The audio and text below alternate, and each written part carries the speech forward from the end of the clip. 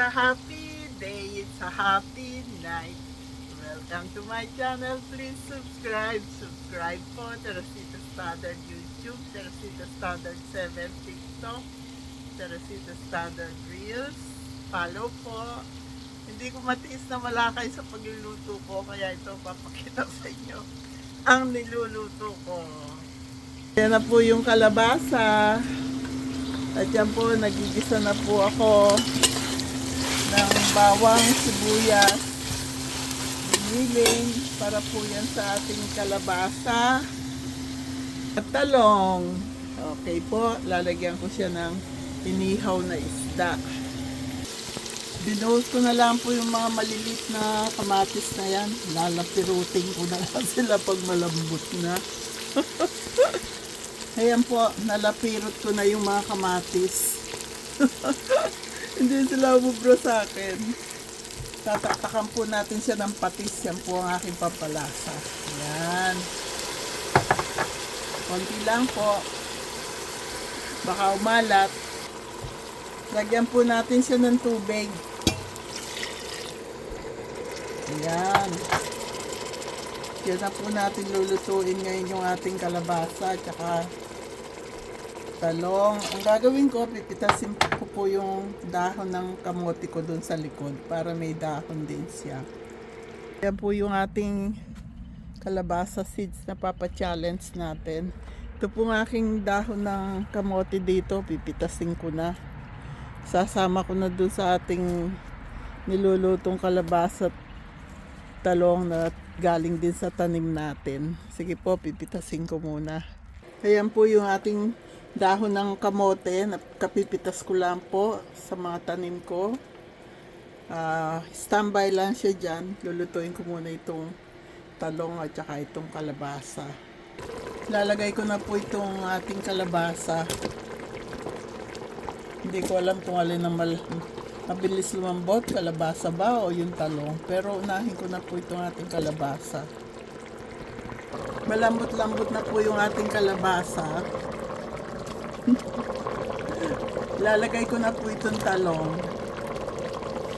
Ayan. Talong.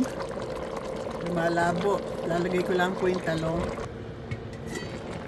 Nalagay ko na rin po yung talong. Meron po ako ditong Swiss chard. Ihiwain ko, ilalagay ko na rin.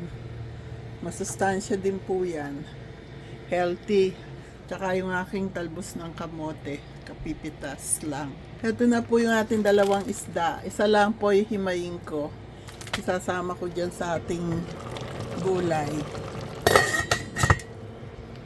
Ayos na po yung lambot nung kalabasa, tsaka yung talong. Lalagay ko na po itong ating gulay.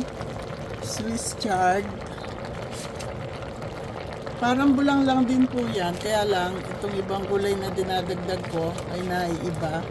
Swiss chard po. Pinalalagay ko yan sa tahong o sa mussel na ginigisa ko rin sa bawang, sibuyas at kamatis. Wala po akong tahong o mussel.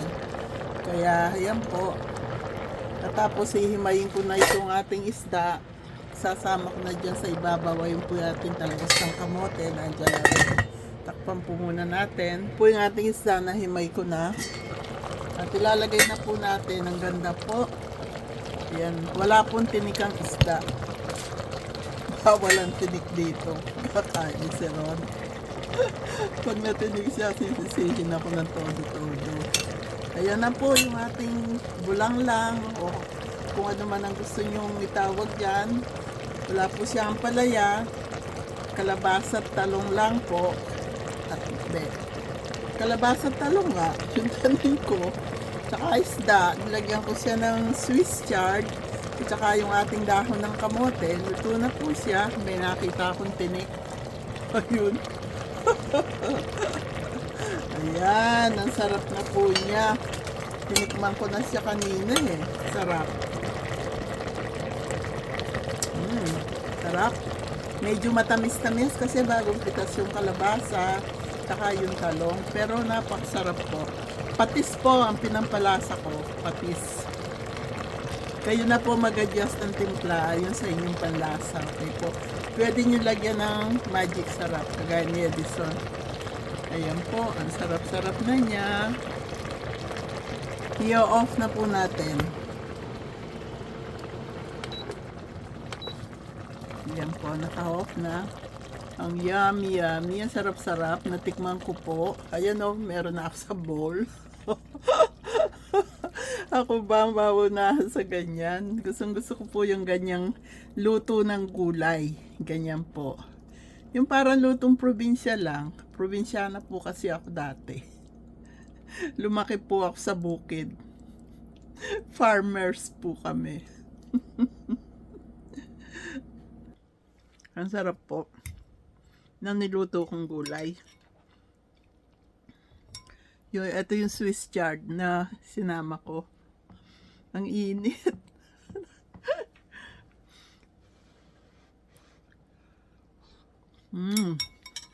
Sarap. Swiss chard, talong, bagong pitas, kalabasa, bagong pitas. Ang sarap. Hindi ko na po binalatan yung kalabasa, pero ang sarap niya. Matamis-tamis.